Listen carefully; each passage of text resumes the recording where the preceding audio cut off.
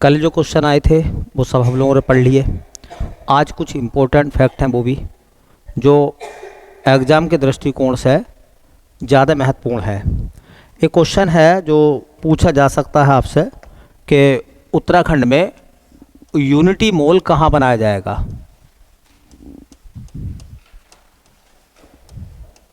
उत्तराखंड में unity mall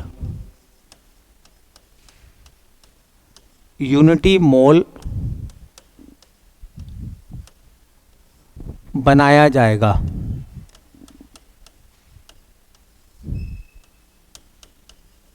अब इससे एक बात सामने आ रही है कि बनाया नहीं गया है, बनाया जाएगा। तो उत्तराखंड में यूनिटी मॉल बनाया जाएगा कहाँ पर।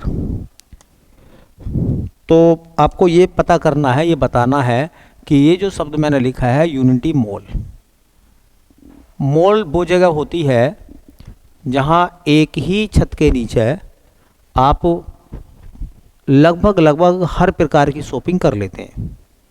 भाई मॉल का मतलब ही तो ये है ना, एक ऐसी जगह है जहाँ से आप हर चीज़ को लगभग खरीद सकते हैं।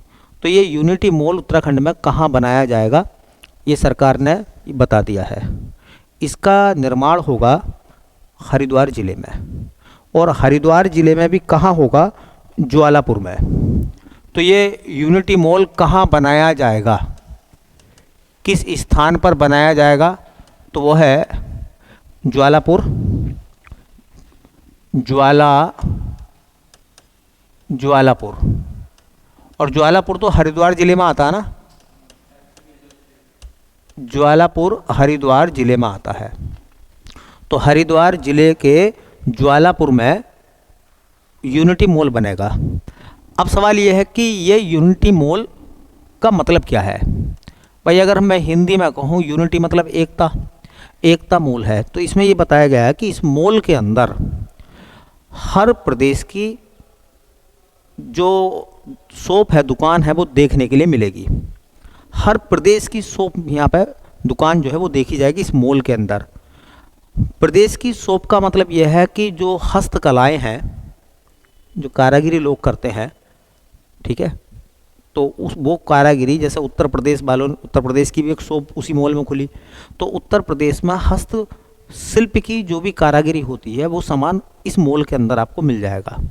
तो उत्तराखंड के प्रोडक्ट तो मिलेंगे हस्तकला के, उत्तराखंड के साथ साथ जो है बाकी अन्य प्रदेशों के भी जो ब्रांडेड चीज़ें हैं, हाथ की कारागिरी से बनी है, वो यहाँ पर मिल जाएंगी आपको। तो कोई व्यक्ति एज ए पर्यटक उत्तराखंड में आएगा और वो सोचेगा कि यार मैं जो है कुछ सामान खरीदूं, तो इस मॉल के अंदर से वो उत्तराखंड के सामान भी खरीद लेगा, और वो तमिल के भी खरीद लेगा, वो आंध्रा के भी खरीद लेगा, वो असम के भी खरीद लेगा, वो यूपी के भी खरीद लेगा। तो इस मॉल के अंदर जब हर प्रदेश की एक दुकान होगी तो उस दुकान पर उस प्रदेश का सामान मिलेगा या नहीं मिलेगा, बोलो।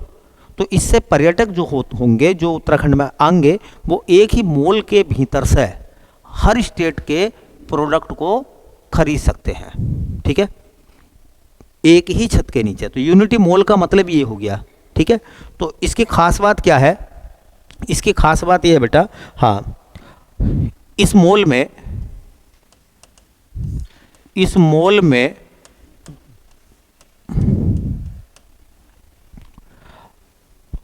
हर राज्य के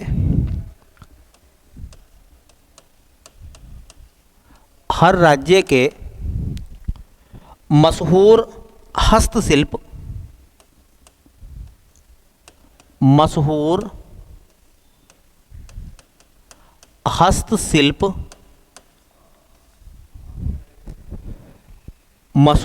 हस्तशिल्प की एक दुकान होगी।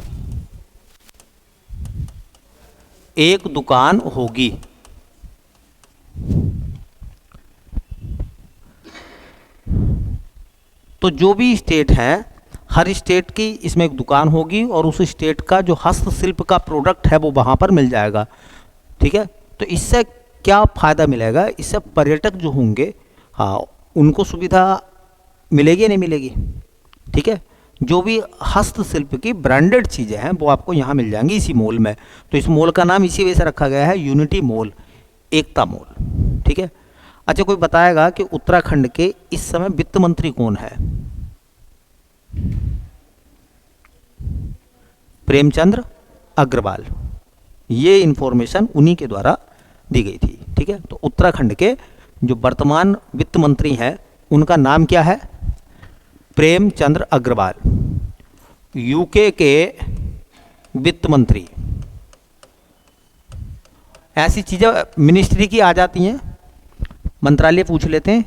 ठीक है, मंत्रालय पूछ लेते हैं। तो उत्तराखंड के वित्त मंत्री जो हैं उनका नाम है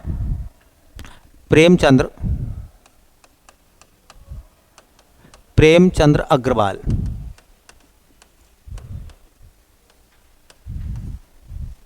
प्रेमचंद्र अग्रवाल।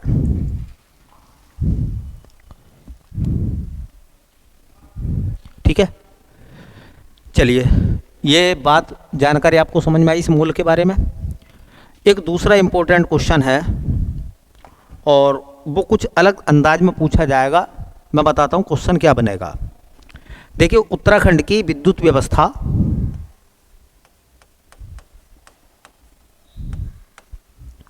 उत्तराखंड की विद्युत व्यवस्था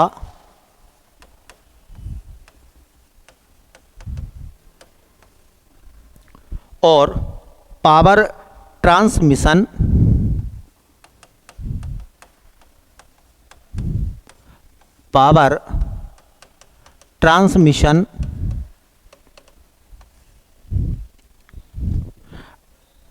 नेटवर्क को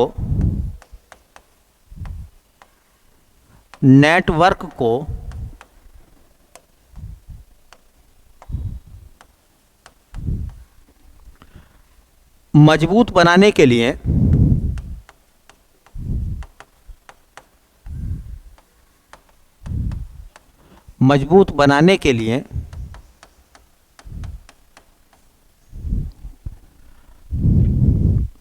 उत्तराखंड सरकार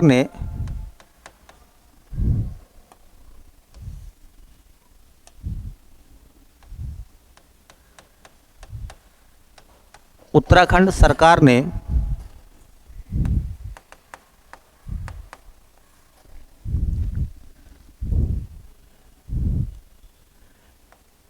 किस बैंक से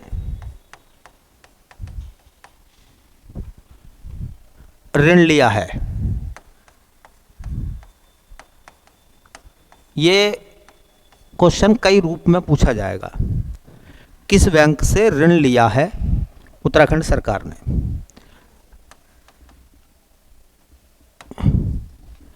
अब बहुत शानदार सवाल है। और कितने ऋण की बात हुई है उसमें नाम ऑप्शन आपको इस तरीके से मिलेंगे: IMF, अंतर्राष्ट्रीय मुद्रा कोष, विश्व बैंक, वर्ल्ड बैंक है, एशियाई विकास बैंक, ADB है।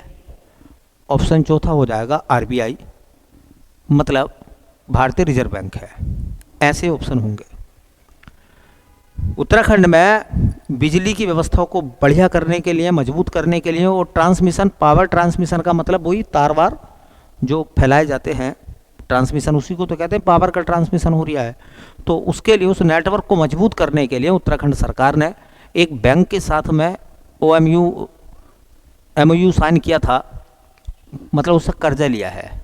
ये कर्जा लिया है तो कितना कर्जा लिया है, कितने कर्जे को मंजूरी दे दी है उस बैंक ने। ठीक है, कर्जा कितना है और बैंक का नाम क्या है। ठीक है, तो बैंक का जो नाम है वो है एशियाई विकास बैंक, ADB कहते हैं। तो बैंक कौन सी है? तो बैंक है एशियाई विकास बैंक। एशियाई विकास बैंक, एशियाई विकास बैंक है। इसी को हम शॉर्टकट में ADB कह देते हैं, एशियन डेवलपमेंट बैंक। तो एशियाई विकास बैंक से कर्ज लिया है, ऋण लिया है, या यूं कहें कि किस बैंक ने उत्तराखंड के विद्युत व्यवस्था और पावर ट्रांसमिशन को मजबूत करने के लिए ऋण को मंजूरी दे दी है। स्वीकृत हो गया, मिल ही जाएगा, ठीक है। तो एशियाई विकास बैंक, एशियाई विकास बैंक का मुख्यालय कहाँ है, कोई बताएगा? मनीला, फिलीपींस की राजधानी मनीला में है। अब सवाल यह है कि कितना ऋण की बात हुई है, कितने ऋण को मंजूरी मिल गई है? तो ऋण है $200 million, 200 million dollar, 200 million dollar जो हैं वो रुपए लिए जाएंगे। अगर इन्हें रुपयों में कन्वर्ट करेंगे तो लगभग बताया जाता है 1660 करोड़ रुपए। कितने? लगभग 1660 करोड़ रुपए, 1660 करोड़ रुपए बैठेंगे ये 200 मिलियन के आसपास, ठीक है। तो याद ये रखें, बहुत अच्छा सवाल बन जाएगा। हो सकता है कि पेपर में बैंक का नाम पूछ ले आपसे, और हो सकता है कि रुपये पूछ ले आपसे, वो भी मिलियन में, या ये पूछ ले कि देखिए उत्तराखंड सरकार ने एशियाई विकास बैंक से 200 मिलियन डॉलर का कर्ज लिया है, किस उद्देश्य की पूर्ति के लिए? तो उसमें ऑप्शन आ जाएंगे, सड़क परिवहन को बेहतर बनाने के लिए, स्वास्थ्य महकमे को मजबूत बनाने के लिए, विद्युत व्यवस्था को मजबूत बनाने के लिए, ठीक है, या टिहरी जल विद्युत परियोजना को सशक्त बनाने के लिए। अब ऐसे जब 4 ऑप्शन तुम्हारे सामने होंगे तो फिर आपको दिक्कत होगी ऑप्शन छांटने में। तो किस काम के लिए लिए हैं ये पैसे? हाँ, बिजली की व्यवस्था को बेहतर बनाना है, और उसके लिए उत्तराखंड सरकार ने एक बैंक से 200 मिलियन डॉलर ऋण के रूप में लिए हैं, ठीक है। तो ये बहुत अच्छा सवाल पूछा जाएगा, और ये आंकड़े, ये सवाल जब पेपर में आते हैं ना तो बहुत मुश्किल लगते हैं देखने में। चलिए एक और अच्छा सवाल बनेगा। हाँ जी, सवाल ये है, देखिए ऐसा सवाल पूछा जाएगा कि किस राज्य सरकार ने मिनी गैस एजेंसी योजना शुरू की है? तो मिनी गैस एजेंसी योजना,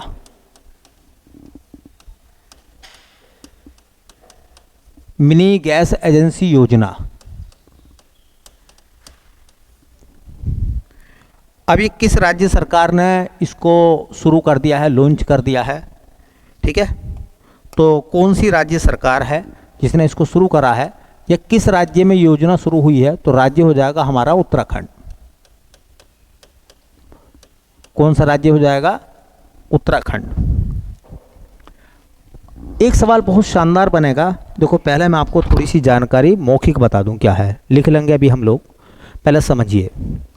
आपको पता है कि जो भारतीय प्रधानमंत्री या प्रधानमंत्री उज्ज्वला योजना थी, तो प्रधानमंत्री उज्ज्वला योजना के तहत, प्रधानमंत्री उज्ज्वला योजना के तहत सरकार के द्वारा गैस सिलेंडर दिए गए, सब लोगों को मिल गए हैं। पहाड़ी इलाकों में दिक्कत यह है, जो दुर्गम पहाड़ी इलाके हैं वहाँ रिफ़िल की बहुत बड़ी दिक्कत है, रिफ़िल करना, उसको पुनः भरना। तो हमारे प्लेन में क्या होता है, हमारे प्लेन में तो होता है सिलेंडर खाली हुआ, हमने तुरंत क्या करा, बुक कर दिया और उसके बाद सिलेंडर उठा लाए, क्योंकि प्लेन में आने जाने में कोई ज़्यादा बड़ी दिक्कत नहीं होती। लेकिन पहाड़ी इलाकों में ख़ास तरीके से दिक्कत है। तो पहाड़ों में सिलेंडर तो लोगों को मिल गए हैं, लेकिन रिफ़िल की वहाँ पर अब भी बहुत बड़ी समस्या बनी हुई है कि सिलेंडर को रिफ़िल कैसे कराया जाए। और वैसे भी तुमने देखा होगा कि जो पहाड़ी बस्तियाँ होती हैं, पहाड़ के ऊपर बसी हुई हैं, नीचे तक आने में, लेकर जाने में समस्याएं बढ़ी हैं, रिफ़िल कराने की बहुत बड़ी दिक्कत है। तो सरकार ने सोचा है कि हम क्या करेंगे, जो स्वयं सहायता समूह है, होता नहीं, स्वयं सहायता समूह बने हुए होते हैं, उन समूह को चलाने वाली महिलाएं होती हैं, वो महिलाएं इस एजेंसी को ले सकती हैं। जिस एजेंसी का नाम क्या होगा, मिनी गैस एजेंसी। वो इस एजेंसी को ले लेंगी और वो अपने पास भरे हुए हमेशा 5 सिलेंडर रखेंगी। अपने पास भरे हुए कितने सिलेंडर रखेंगी? 5 सिलेंडर वो रखेंगी, स्वयं सहायता समूह से जुड़ी हुई महिलाएं। अब पहाड़ पर मैं रहता हूँ, आप रहते हैं, अगर हमारा सिलेंडर खाली हो गया तो हम उस एजेंसी पे जाएंगे, अपना खाली सिलेंडर लेकर जाएंगे, जो कि नज़दीक होगा हमारे, हम वहाँ से भरा हुआ सिलेंडर खरीद लेंगे, मतलब ले आएंगे। तो रिफ़िल की जो परेशानी है वो बहुत हद तक क्या हो जाएगी, पहाड़ी क्षेत्र में कम हो जाएगी, नहीं हो जाएगी? समस्या लोगों की बहुत कम हो जाएगी। उन स्वयं सहायता समूह की जो महिला इसका संचालन करेगी उसको क्या फ़ायदा होगा? फ़ायदा ये होगा कि वो 220 रुपये पर सिलेंडर एक्स्ट्रा ले सकती हैं। एक सिलेंडर पर 20 रुपये वो एक्स्ट्रा लेंगी। एक्स्ट्रा किस बात के लेंगी? रख रखाव के और बाकी चीज़ों के। ठीक है। भारत सरकार, उत्तराखंड सरकार जो है उसका प्रचार करने के लिए भी 1000 रुपये उनको देगी। 1000 रुपये उन्हें खर्च के रूप में मिलेंगे, एज ए प्रचार के रूप में। आपने देखा होगा प्रचार के रूप में गाड़ियाँ घूमती हैं, अनाउंस करती हैं।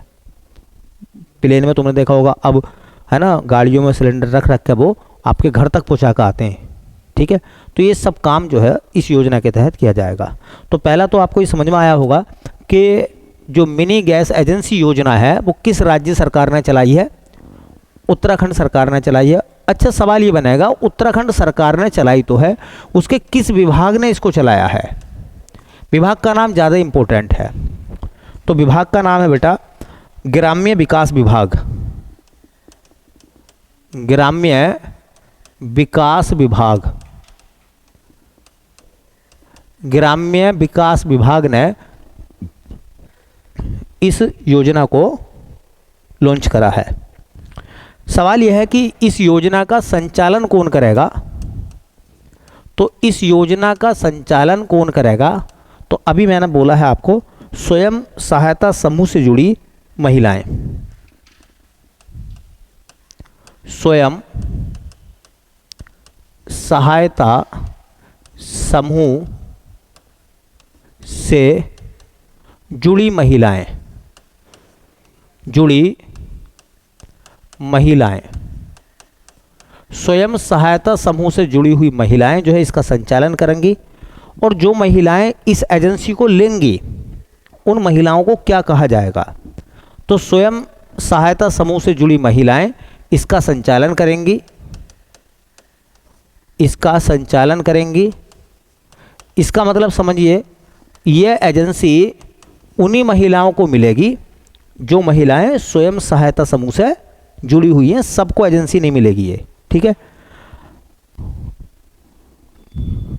तो स्वयं सहायता समूह से जुड़ी महिलाएं इसका संचालन करेंगी, इन्हें क्या नाम दिया जाएगा? जिनके पास ये एजेंसी होगी, हाँ, तो इन्हें ईंधन सखी नाम दिया गया है।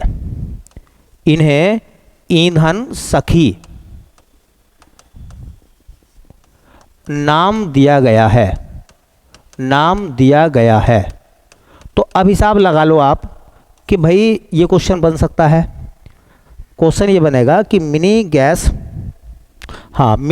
गैस एजेंसी योजना जिस महिला के पास होगी उस महिला को क्या नाम दिया जाएगा? ईंधन सखी। ईंधन सखी नाम दिया जाएगा। अच्छा, ये महिलाएं क्या करेंगी या ये एजेंसी क्या करेगी? ये जो सिलेंडर होंगे उनको रिफ़िल करने का काम करेगी। रिफ़िल का मतलब हो गया भरा हुआ सिलेंडर ये लोगों तक पहुंचा देंगे और उनसे खाली सिलेंडर, तो हमारा सिलेंडर ऐसे तो रिफ़िल होता या हाथों हाथ गैस भर के देते हैं वो हमें, है ना। तो इस एजेंसी का काम क्या होगा? तो बेटा इस एजेंसी का काम होगा, हाँ, खाली सिलेंडर को रिफ़िल करना। खाली सिलेंडर को रिफ़िल करना। खाली सिलेंडर को रिफ़िल करना।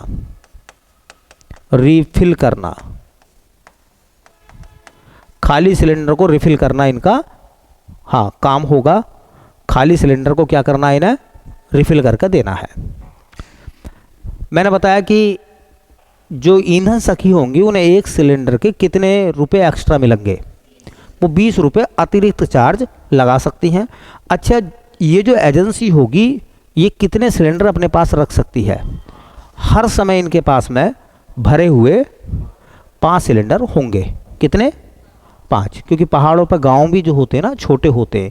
ठीक है। और मान लो छोटे गांव होंगे तो कौन सा सिलेंडर रोजाना ही खाली हो रहा? ठीक है। तो इस हिसाब से उनके पास 5 सिलेंडर होंगे। जिस व्यक्ति को ज़रूरत होगी वो वहाँ से हाँ वो सिलेंडर ले सकता है। ठीक है। चलिए, तो ये भी इम्पोर्टेंट क्वेश्चन था। मुझे लगा कि एग्जामिनर उठा सकता है यहाँ से कुछ ना कुछ। ईंधन सखी पूछ सकता है, वो ऐसे पूछ सकता है कि खाली सिलेंडर को रिफ़िल करने के लिए उत्तराखंड सरकार ने कौन सी योजना चलाई है। ठीक है, तो नाम हो जाएगा मिनी गैस एजेंसी योजना। तो ये एजेंसी होगी, ठीक है, मिनी होगी, छोटी एजेंसी है ये। चलिए एक और इम्पोर्टेंट क्वेश्चन है जो लगता है कि क्वेश्चन पूछा जा सकता है, ठीक है। क्वेश्चन ये है कि वर्ष 2023 के लिए साहसिक पर्यटन में, वर्ष 2023 के लिए मतलब पिछले साल के लिए, वर्ष 2023 के लिए, 23 के लिए साहसिक पर्यटन में, साहसिक पर्यटन में सर्वश्रेष्ठ राज्य पुरस्कार, सर्वश्रेष्ठ राज्य पुरस्कार, सर्वश्रेष्ठ राज्य पुरस्कार मिला। ये इम्पोर्टेंट है, बहुत इम्पोर्टेंट हेडिंग है आपके लिए ये। और यहाँ से एक ना एक सवाल मेरी नज़र में मुझे ऐसा लगता है कि पूछे जाने की पूरी संभावना है, ठीक है। एक ना एक क्वेश्चन यहाँ से पूछा जाएगा। एक तो सवाल यही बन गया कि वर्ष 2023 के लिए साहसिक पर्यटन, पर्यटन कई तरीके के होते हैं। कुछ पर्यटन ऐसे होते हैं हाँ जिनमें हाँ उस स्थल का भ्रमण या उस काम को हर आदमी नहीं कर सकता, बहुत स्ट्रोंग आदमी कर सकता है। जैसे पर्वतारोहण होता, पर्वतों पर चढ़ना हर आदमी की बस की बात है क्या है, तो ये साहसिक पर्यटन है, ठीक है। तो साहसिक पर्यटन के मामले में किस राज्य को सर्वश्रेष्ठ राज्य का पुरस्कार दिया गया है, तो वो है हमारा उत्तराखंड।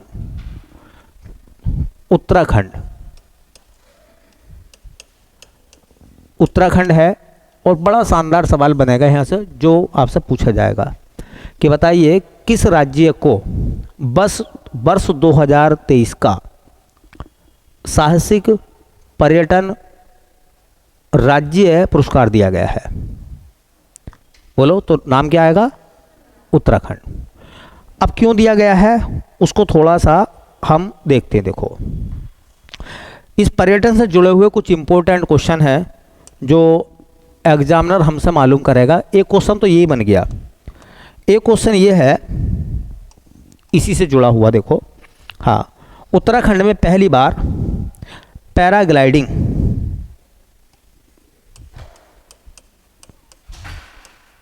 उत्तराखंड में पहली बार,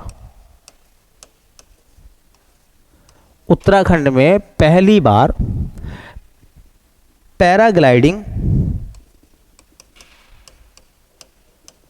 पैराग्लाइडिंग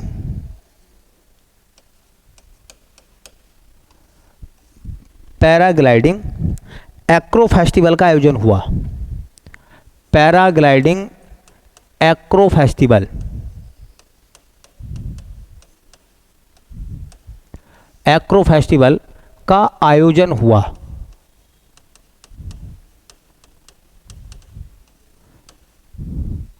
उत्तराखंड में पहली बार, देखो चूंकि ये पहली बार हुआ है और जब भी कोई चीज़ पहली बार होती है वो सवाल हमारे लिए इम्पोर्टेंट बन जाता कि उत्तराखंड में पहली बार पैराग्लाइडिंग एक्रो फेस्टिवल का आयोजन कहाँ हुआ है, कहाँ हुआ है पैराग्लाइडिंग एक्रो फेस्टिवल का आयोजन।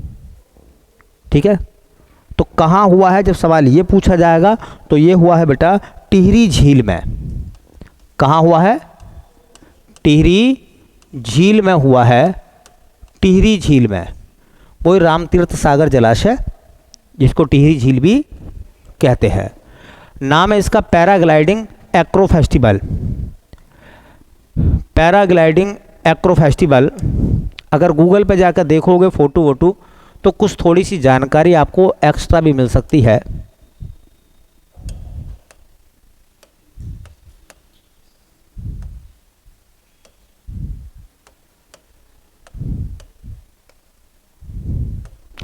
पैराग्लाइडिंग एक्रो फेस्टिवल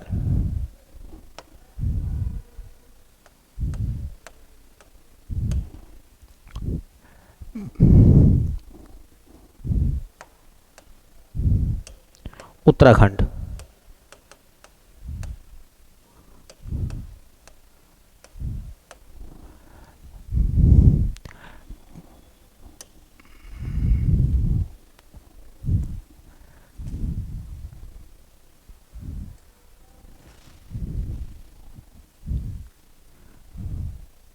ये इस तरीके से ना पैराग्लाइडिंग होती है, देख रहे हैं आप, ये पैराग्लाइडिंग होती है इस तरह से, ठीक है। ये पैराग्लाइडिंग करने वाले लोग हैं ये, ठीक, ये पैराग्लाइडिंग करने वाले लोग हैं।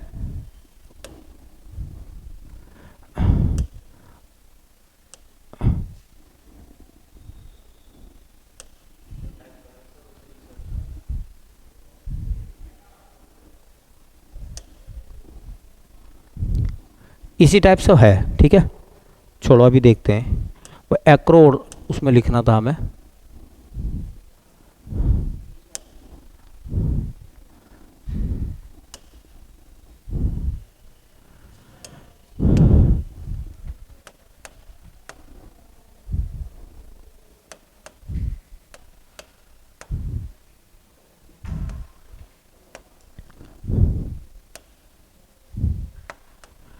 पैराग्लाइडिंग एक्रो फेस्टिवल,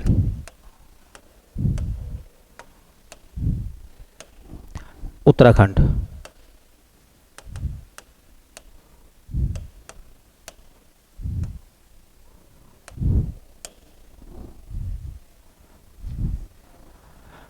देखो ये एक्रो फेस्टिवल है ना, ये हाँ टिहरी में है, ये है, ये देखो, इस फोटो को देखो आप, ये जो टिहरी झील है ये, है ना, हाँ टिहरी झील में ये देखो, ये साहसिक कार्य है या नहीं है? ये साहसिक कार्य है। ये पैराग्लाइडिंग एक्रो फेस्टिवल का आयोजन उत्तराखंड में पहली बार कहाँ हुआ है? तो लेक पूछेगा किस लेक के ऊपर हुआ है, किस लेक में हुआ है, तो टिहरी झील में। ये टिहरी झील है, वो पहला वाला जो था वो केवल पैराग्लाइडिंग था, तो पैराग्लाइडिंग से ज़्यादा कहीं खतरनाक है पैराग्लाइडिंग एक्रो फेस्टिवल, है ना, ये टिहरी झील के ऊपर है ये। तो क्वेश्चन समझ में आ गया? ये साहसिक पर्यटन का उदाहरण है या नहीं है? ये साहसिक पर्यटन का उदाहरण है। दूसरा सवाल जो यहीं से बहुत इम्पोर्टेंट है, बहुत ज़्यादा इम्पोर्टेंट है, समझ लो। भारत में पहली बार जायरोक्राफ्टर से, भारत में पहली बार, अब देखो भारत में पहली बार कोई घटना घट रही है तो और भी ज़्यादा इम्पोर्टेंट हो जाएगा। भारत में पहली बार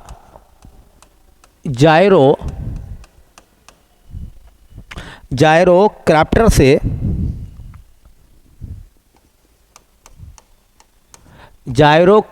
से एरो सफारी की शुरुआत,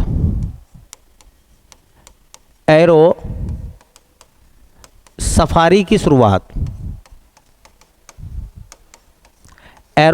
की शुरुआत किस राज्य में हुई है? देखो जायरोक्राफ्टर से एरो सफारी की शुरुआत करने वाला पहला राज्य कौन सा भैया? तो वो है हमारा उत्तराखंड। क्या है ये नाम, क्या भैया? उत्तराखंड में। इसको पता है, क्वेश्चन को ऐसे भी कह सकते हैं, भारत में पहली बार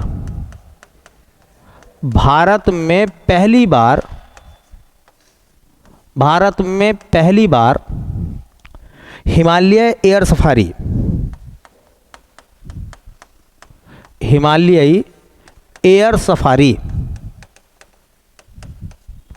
एयर सफारी की शुरुआत कहाँ हुई है?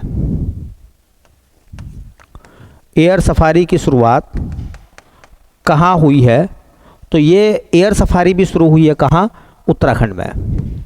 इसको ऐसे भी कह सकते हैं, हाँ, एरो सफारी, भारत में पहली बार जायरोक्राफ्ट से एरो सफारी की शुरुआत कहाँ हुई है? उत्तराखंड में। या ऐसे कह दो, भारत में पहली बार हिमालय एयर सफारी की शुरुआत कहाँ हुई है? तो भी आंसर आएगा हमारा उत्तराखंड, हमारा उत्तराखंड, ठीक है। उत्तराखंड में भी इसका जो ट्रायल हुआ है, ट्रायल का जानते ना, ट्रायल का मतलब होता है परीक्षण करना, चेक करना। तो ट्रायल हुआ है कहाँ से? हरिद्वार के हरिद्वार के बैरागी कैंप से, हरिद्वार के बैरागी कैंप से। और इस ट्रायल में जो पहले व्यक्ति बैठे वो हरिद्वार के डीएम थे जिन्होंने उसका ट्रायल करा था। तो इसमें बैठने वाले पहले व्यक्ति के रूप में डीएम, डिस्ट्रिक्ट मजिस्ट्रेट है ना हरिद्वार के, उनका नाम था धीरज सिंह गर्ब्याल। धीरज सिंह गर्ब्याल, ये नाम अच्छा है, याद रख लेना। कैंप जहां से वो उड़ान भरा है हरिद्वार के, देखिए हरिद्वार के बैरागी कैंप से है। हरिद्वार में जहाँ से इसको शुरू करा था उसका नाम रखा था बैरागी कैंप, वहाँ से जगह का नाम है मतलब ये। और कौन बैठे थे इसमें ये मैं बता देता हूँ। ये जो जायरोक्राफ्ट है ये जर्मनी से ख़रीदा गया है, फिलहाल तो जर्मनी से ख़रीदा है। किसको? जायरोक्राफ्टर को। जैसे हेलीकॉप्टर होता है ना वैसी जायरो क्राफ्टर या एरोक्राफ्टर भी कह सकते हैं, ठीक है। जर्मनी से ख़रीदा है और ये 1 सीटर है। क्या है? 1 सीटर। इसमें क्या होगा देखो, पहले इसको समझना थोड़ा सा। इसमें क्या होगा, ये एरो सफारी क्या है? एरो सफारी का मतलब है कि ऊपर हवा में रहते हुए आप जंगल का नज़ारा देख सकते हैं, ठीक है। जंगल का नज़ारा देख सकते हैं आप, ठीक है। जंगल की जो एक्टिविटी है वो सब देख सकते हैं आप।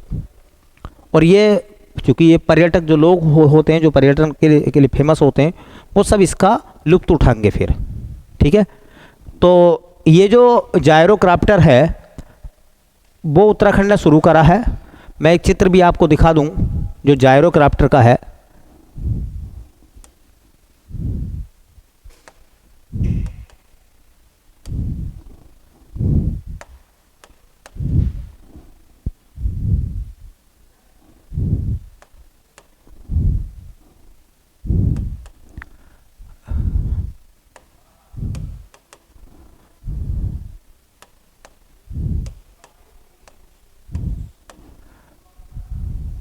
जायरोक्राफ्टर उत्तराखंड,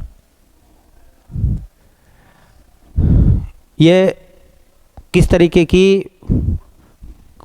पर्यटन होगा इसमें जायरोक्राफ्टर में, देखिए।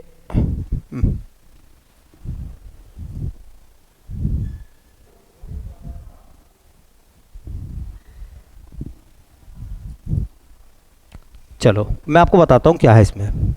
चित्र देख लेना, गूगल पे जाकर मिल जाएगा आपको। इमेज देख के ना ज़्यादा चीज़ें पता चल जाती। इसमें क्या होगा, इसमें होगा ये कि जैसे हेलीकॉप्टर नहीं होता तो हेलीकॉप्टर तो बड़ा होता है, हेलीकॉप्टर के समान ही जायरोक्राफ्टर होता है। और जायरोक्राफ्टर में आप बैठ के ऊपर हवा में रहते हुए पूरे जंगल का नज़ारा देख सकते हैं, पूरे जंगल का नज़ारा देख सकते हैं, ठीक है। तो इससे भी उत्तराखंड के पर्यटन को बढ़ावा मिला है। तो एक महत्वपूर्ण सवाल ये पूछा जाएगा कि किस राज्य में जायरोक्राफ्टर से एयर सफारी की शुरुआत हुई है? तो उत्तराखंड में। और ये इसका ट्रायल कहाँ हुआ था? उत्तराखंड में। हाँ, तो जंगल को देख सकते हैं, हिमालय की चोटियों तक आप देख सकते हैं चीज़ों को, ठीक है। तो कहाँ हुआ है ट्रायल, कहाँ से शुरू हुआ है? और इसको बढ़ाने की बात करी जा रही है क्योंकि उत्तराखंड एक पर्यटन स्टेट है। तो इसको जब बढ़ाएंगे, है ना, जायरोक्राफ्ट होंगे, उसको बढ़ाएंगे तो लोग आएंगे, है ना, और पूरे उत्तराखंड का जो नज़ारा है उसको वो देखेंगे। तो पर्यटन को बढ़ावा मिलेगा नहीं मिलेगा?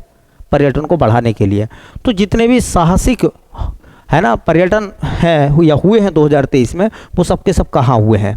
उत्तराखंड में हुए। इसी वजह से उत्तराखंड को सर्वश्रेष्ठ राज्य का पुरस्कार दिया गया है, ठीक है। बहुत सारी चीज़ें आती हैं। देखिए एक और हेडिंग है जो इम्पोर्टेंट क्वेश्चन है, पूछा जा सकता है इस तरीके से। क्वेश्चन क्या है? भारतीय वन्यजीव संरक्षण सोसाइटी एक सोसाइटी है, भारतीय वन्यजीव, हाँ, वन्यजीव संरक्षण सोसाइटी,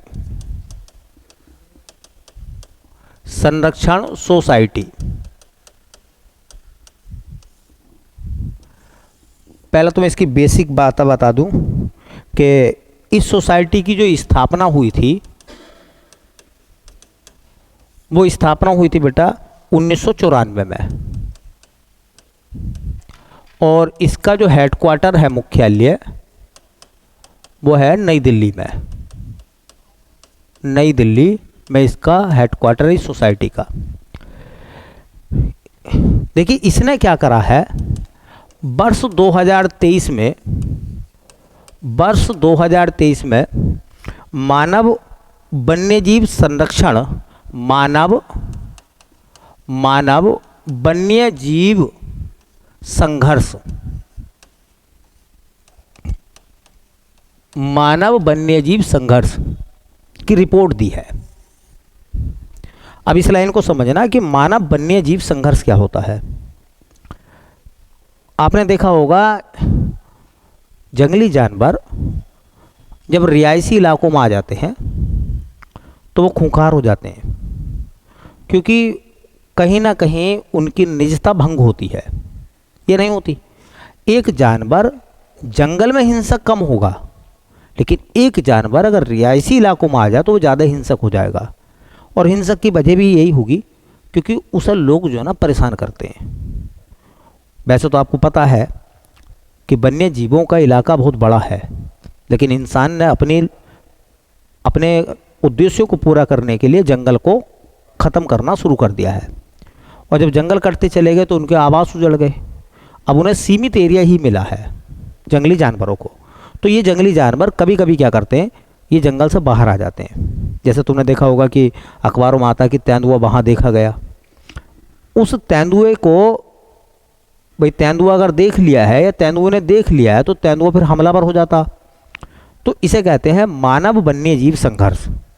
मानव में और वन्य जीवों में क्या होता है, संघर्ष होता है, और उस संघर्ष के दौरान कुछ डेथ भी हो जाती है, कुछ लोग मारे जाते हैं।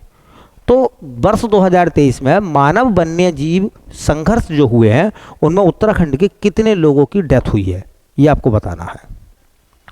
इस रिपोर्ट में खुलासा इस बात का हुआ है कि वर्ष 2023 में मानव वन्य जीव के संघर्ष में कितने इंसानों की डेथ हुई है 2023 में। ये आंकड़ा जरूर याद रखें। ऐसे सवाल जब पेपर में आते हैं ना, क्वेश्चन पेपर में, तो बहुत मुश्किल लगते हैं आपको, ठीक है, क्योंकि इनके जवाब देना हर आदमी के बस की बात नहीं होती, क्योंकि इसे अक्सर हम लोग जो है ना स्किप करके निकल जाते हैं, छोड़ के मतलब चले जाते हैं। तो 2023 में जो मानव वन्यजीव संघर्ष हुआ है उसमें उत्तराखंड के कितने लोगों की डेथ हुई है। उत्तराखंड में मानव मृत्यु कितने मानव की डेथ हुई है, तो 43 लोगों की डेथ हुई है।